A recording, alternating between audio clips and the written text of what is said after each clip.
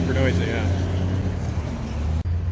Hey there, welcome back to Bishop's Garage. I'm Bishop, and this is not my garage.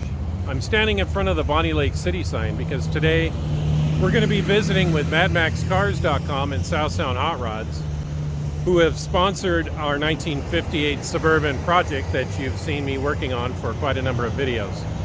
Today we're going to meet with some of the staff, the owners, meet some of the fabricators and what goes into making these Mad Max cars, these replica cars from the movie, as well as some insights into the business, and we'll have fun doing this. All that and more today on Bishop's Garage.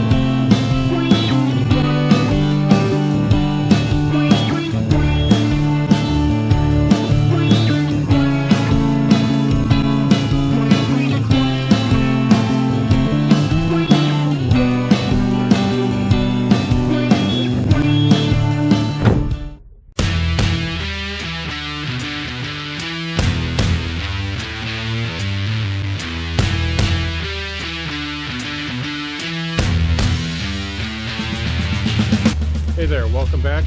My name is Bishop. Let's go ahead on in here to South Sound Hotrods and see what they're doing today. I, of course, have always been a Mad Max fan since the movie came out. I kind of started my car fandom when I was very, very young.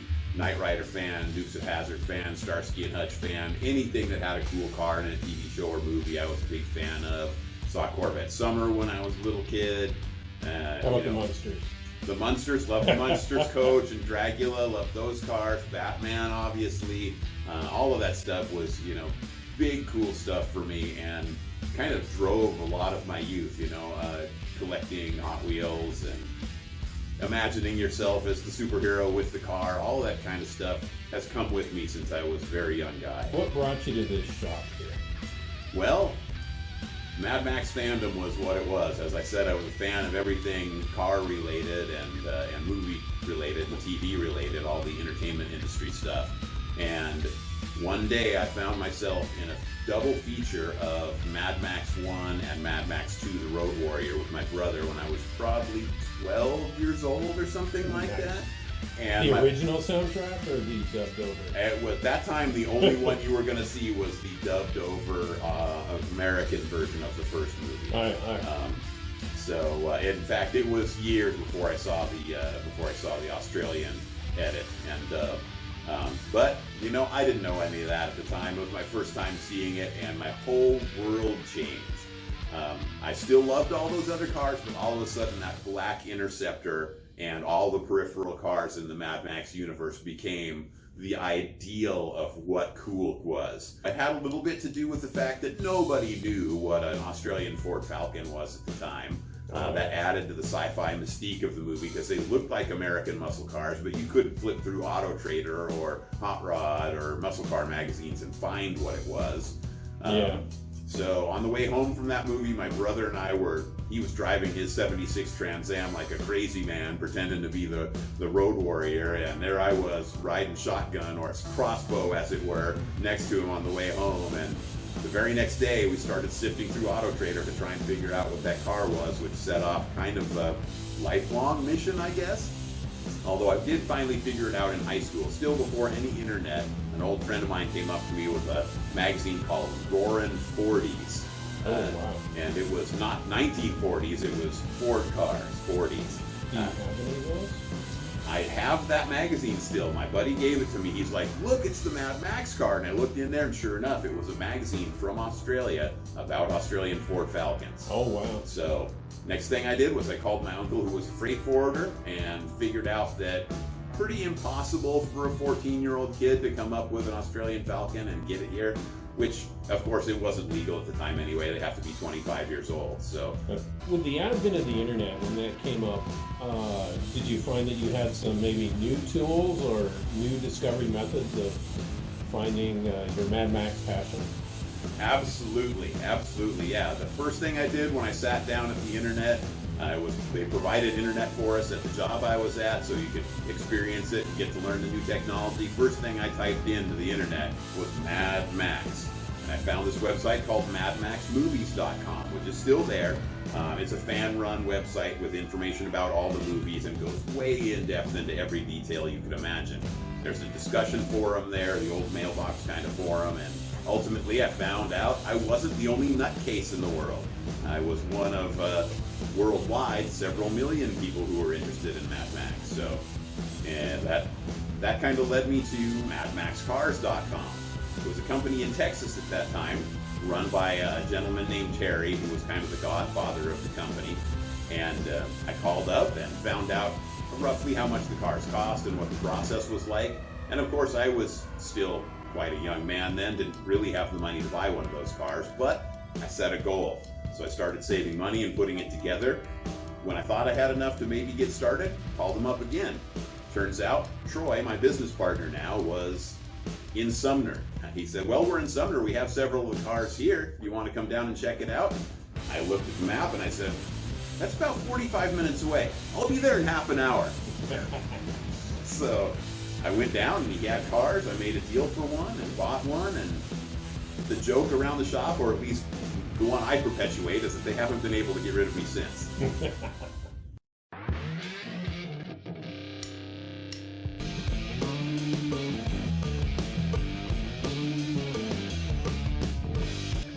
So Troy, being one of the owners and actually getting a chance to work on these cars is probably one of your dreams, right? Your passion really kind of surfaced when you were at a Mustang convention and you met an Australian that had one of these Mad Max cars. You also found that the old stumbling block of, well, you can't bring a car in that's newer than 25 years old because of a safety exemption kind of bit you.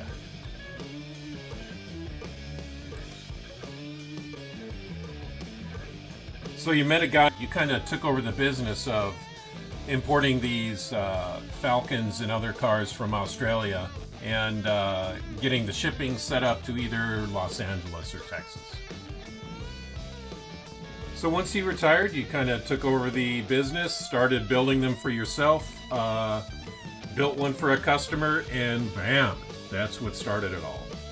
Your group focuses on the fabrication and creation of movie-correct props and Mad Max replica cars. You guys also find yourself at Wasteland every year, and that's kind of like a big promotion for the fabrication and the cars that you guys make for the hobby. As I understand it also, you guys have participated in the Wasteland contest for movie-correct props and fabrication and have pulled off a couple of first and second place showings. So Jeff, what in your past has got you linked into the car hobby? Not much in my past. I mean, I've been a backyard mechanic. I'm the type of guy that'll look it up on YouTube and try to figure out how to get it done. So I really wasn't a car nut. I've pretty much become one since I've been working here. You know, I'm a kind of a jack of all trades and a master of none. So I like getting my hands dirty. I like turning a wrench. And somehow or another, I always seem to get stuck to the heater cores, which are, Nice. those can be a little challenging. Yeah, so by osmosis, you've been pulled into the hobby. There you go. That's exactly it. Sure. Do you ever have to discipline these, the rabble that's out in the shop? Not yet. And to tell you the truth, I don't think that day's coming. You know what? This group of people that we work with is probably one of the best groups I've ever worked with. These people, we get along very well. There's never been any kind of an issue, and I think we all share a lot of the same values. And at the end of the day, the job is to get the job done, get the car out the door, and have fun doing it. When I started working here, Troy D says you need to get a hot rod, and I'm thinking, okay, well, you know, I've got a 2016 Dodge Ram, you know, with the Hemi, and maybe we could do something with that. We're talking about supercharging it. And I really don't want to void the warranty, so a customer came in who had a 49 Buick Special that he'd had for 20 years in his garage, hadn't worked on it, and long story short, he gave it to me. He's got a brand new rebuilt straight 8, and I acquired that about 3 months ago. Just bought a new house, as I mentioned to you before, and now that I've got a new place to work on it, it's going to go in the carport, and I'll start working on it. First step is to get it running. As soon as it's running, I'll be driving it. In 2015, I got pulled onto this little low-budget fan film. I remember a time of chaos, living on the ruined dreams of this wasted land. Most of all, I remember the driver. The warrior, a savior in a powerful black machine. A man who kept Mr. Dead in his pocket. If it weren't for him, I wouldn't be here.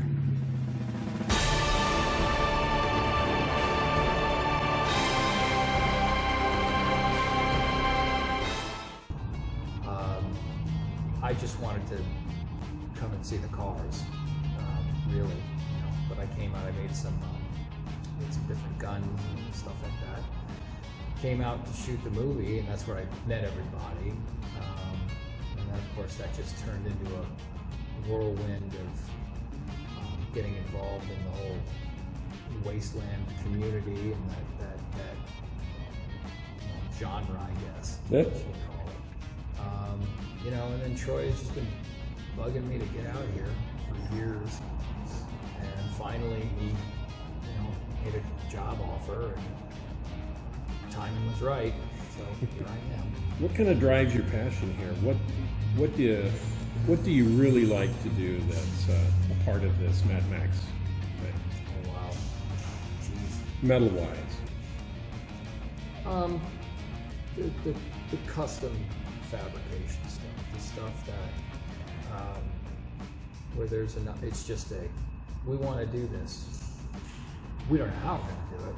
This is what we want. That's the stuff that I enjoy, because then I get to design it all from the ground up and, you know, really have to build it.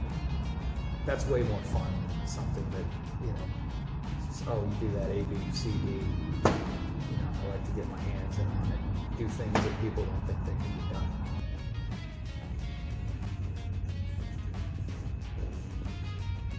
So what kind of project is this? All right, so this actually, this was a lot of fun. This is one of those things that I got to do from the ground up. We hadn't done it before. This is going to be a Road Warrior Interceptor, and obviously these are the tanks. Is that for beer? Is that for beer? Yeah, right. Well, we were thinking like, you know, cheese and salsa. No, this was a lot of fun. This took a lot of thought. So it's the Road Warrior tanks. These, everything is done. I mean, this is the detail on this stuff is over the top. Really had to watch the movie frame by frame on a lot of scenes that have the cars, just to kind of figure out what was going on. A lot of trial and error. And this is. Boy, I'll tell you, I don't mean to toot my own horn or nothing, but this is about as accurate as you're going to get, aside from the one that was in the movie. So will these be a streetable car at the end? Oh yeah, no, you'll be able to do whatever you want. These are not real tanks. This is all mock-up. Oh yeah, cheese and salsa. Cheese and salsa, which is actually what's actually part of the kind of cool thing with this is, I was talking to Dee, and we were figuring that there are probably only 4 Road Warrior Interceptors, 4 of them that he knows about. He pretty much knows everything. This is the only one where all this stuff bolts in and out. That's really cool. So this all can come out 100%, but you'd never know it because I hid all the fasteners. So, which that just added a whole other level to doing this because it all needed to come out and be secure. But yeah, this is going to be a street of a car. This is a 68 Mustang. It came in with a brake problem. This hard pedal wasn't stopping well. So we've done quite a bit of diagnosing on it. We've replaced a few important parts, the booster and the master cylinder. So with most of the other people here, they've got a passion for the hobby, a car maybe that they like to work on or a certain type. Do you have any kind of hobbyist cars at home that you specialize in or work on? I enjoy working on old military vehicles. I've got several classics and antiques at home. I've got an old Pontiac wagon that I just love to drive. Oh yeah, I've seen that. It's 55, right? Yeah, 55 Chieftain wagon. I like the little British cars too. I've got a 58 Austin Healey Sprite. Oh, wow. Little Bug Eye Sprite. That's a fun little get around. I've been in cars since I was a kid. My dad got me into old cars, so I've been underneath the hood off and on for 40 years. I'm over 50 now. I probably started doing wrenches when I was 10 or 11, holding a flashlight and getting my feet wet in it. And of course, then I started building my first cars before I was able to drive. So on my 16th birthday, I had a nice little hot rod sitting there waiting for me that me and my dad had built. And then, Man, that's awesome. It's mostly been a hobby. I did work in a garage for a while, just working on transportation cars, but I got back into working on old cars as a passion to me. I'm not too much into working on the newer transportation cars. That's a young man's game.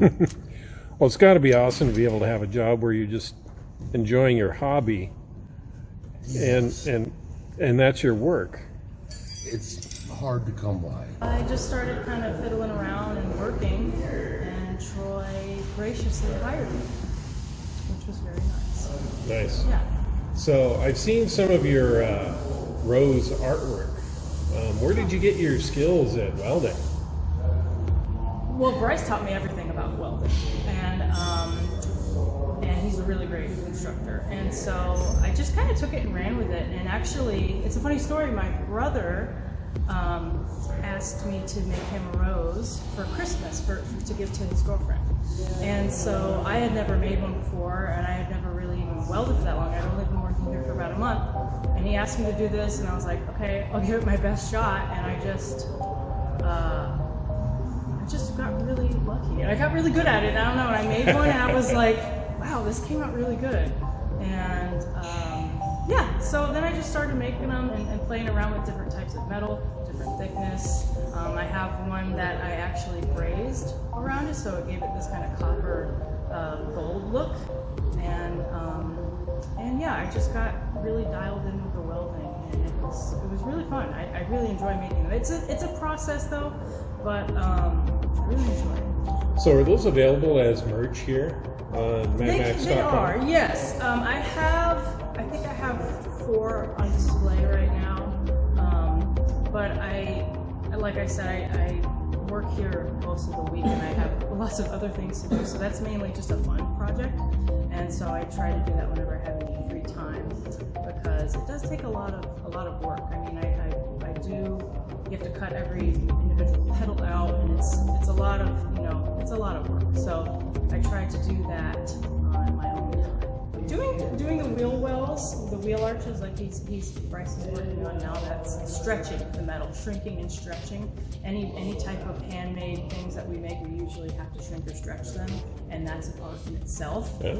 So that is definitely a learning experience, because learning to just how to manipulate the metal to do what you want it to do, and you have to treat it like rubber. It's not, you know what I mean? But it's like you have to figure out the tricks to find out how to make it do this with one piece of metal without cutting it, you know what I mean? So learning how to manipulate it. And the hotter, the bigger the flame, you get this copper reddish look around there. So I started with really blasting it with heat, and like I said, every one that I've done has just been very experimental, and they come out really awesome. I end up just pulling them out of my ass every time. Yeah. But I mean, like, it's really cool. I'm really proud of them, but they definitely do take some time. But I mean, these are all welded on there, and you know, this is really solid. But That's amazing. it's a good Christmas gift, I guess, you know. Mad Max is awesome. The movies, all three, most of the first two. The last one, it's a whole different movie in itself, but it's still just completely awesome. When I was a kid, me and my dad watched Mad Max so many times that the VHS tape wore out. And we had the first one where they actually had the dubbed in American accents over the Australian accents. So yeah, he's like, let's take it for a ride. It's just like this awkward, weird... So have you heard the actual original Australian one yet? Oh yeah. Okay. No, that's the thing, and I'd always been just in it because it's just awesome. It's Star Wars for car guys.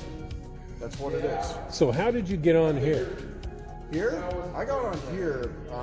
Bryce actually messaged me one day. I saw he had a thing on Facebook looking for somebody that we need somebody at South Sound Hotrods. I'm like, what's South Sound Hotrods? I messaged him because I have a full-time another job. I'm working 60, 70 hours a week, but I want to be here.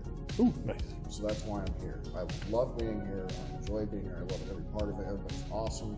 Everybody's like-minded. We're all music nuts, all car nuts. We all know something different about every car. We can sit here and just geek out about random stuff that makes no sense to anybody else. It's awesome. I was on vacation with my girlfriend and my dad, Megan and Phil. And I told them about the shop. They're like, yeah, it's Mad Max cars. I'm like, what? I'm like, yeah, they make the Falcons and all that stuff. They're like, you love Australian Falcons. You got the visors and all the shit for the XKs. I'm like, I can't do it. I need the house. They're like, you need to call them. I'm like, I just can't. I need the house. The house is more important to me. And then they kind of talked me into calling Jeff when I got back.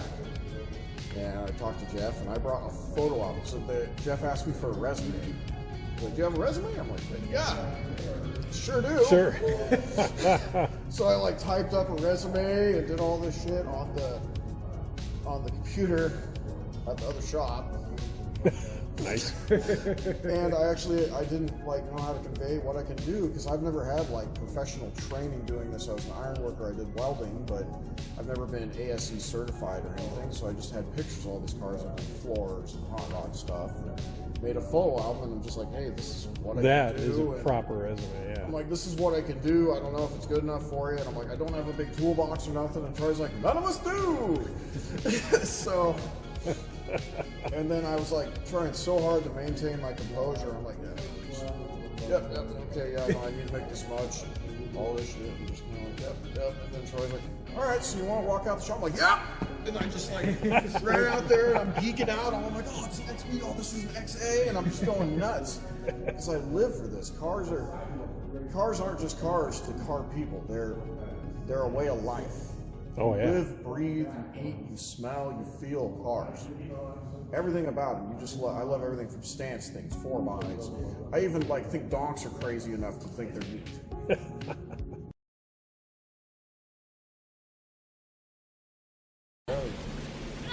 It looks like we have a new imperator for the wasteland. Yeah, we do a lot with movie and TV replicas, primarily through the Mad Max cars side.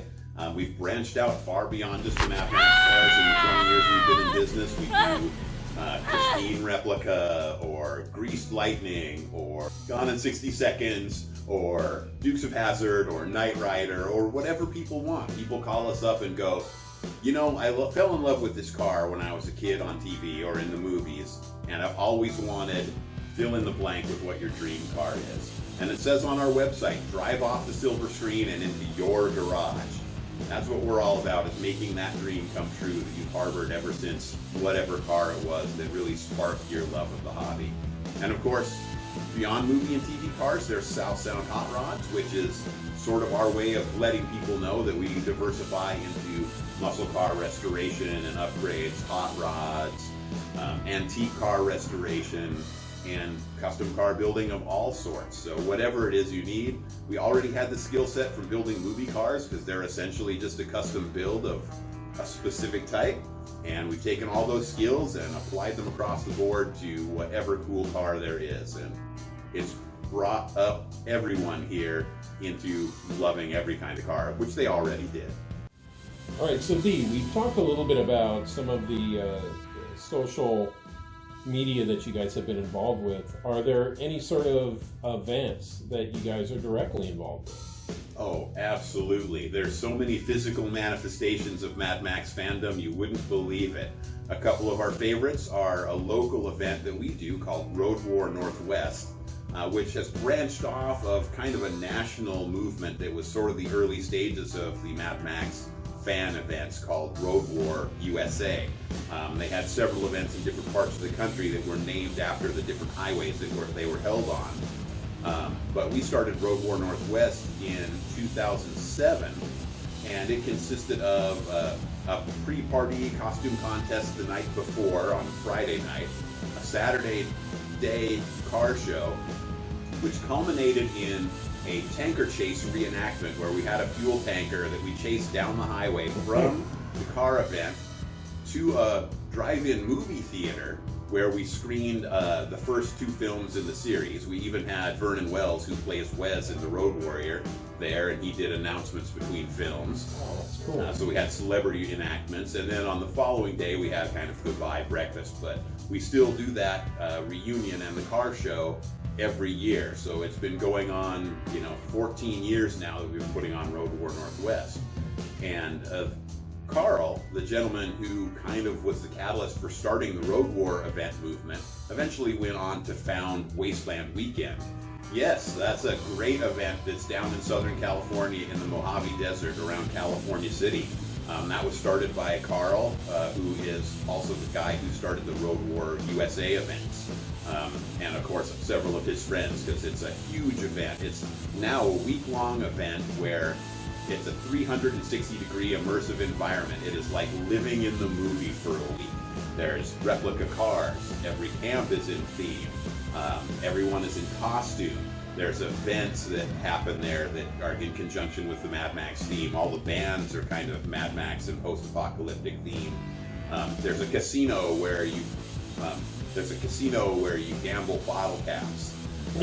There's burlesque shows and costume contests and everything you can imagine, Mad Max, car contests and whatnot.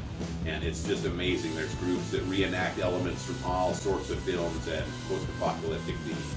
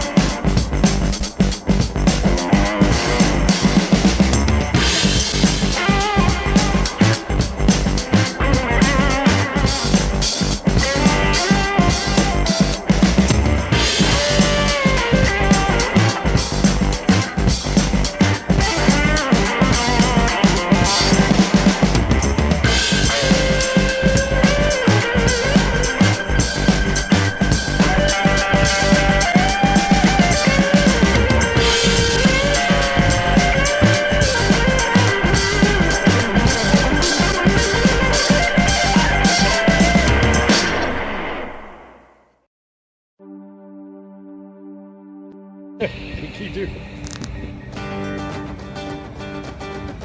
Dude, that's awesome. Troy, you ran her over. Nice job, man.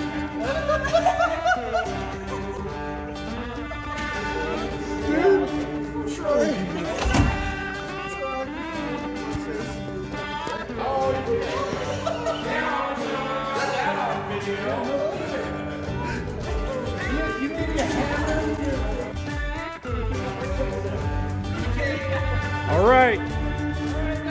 That's a wrap. Now you said something on screen.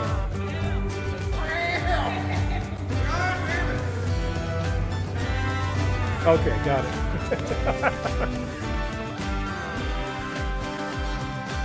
Ian Jeff here again, and this is the Greased Lightning car. We're going to show you around a little bit and tell you all about it. Well, this car is automatic, it's systematic, it's hydromatic. Well, it's a Greased Lightning! Go grease lightning, you're burning up the quarter mile. Grease lightning, go grease lightning. Oh, hi, Troy. Yeah, okay, I know, this isn't a song and dance number.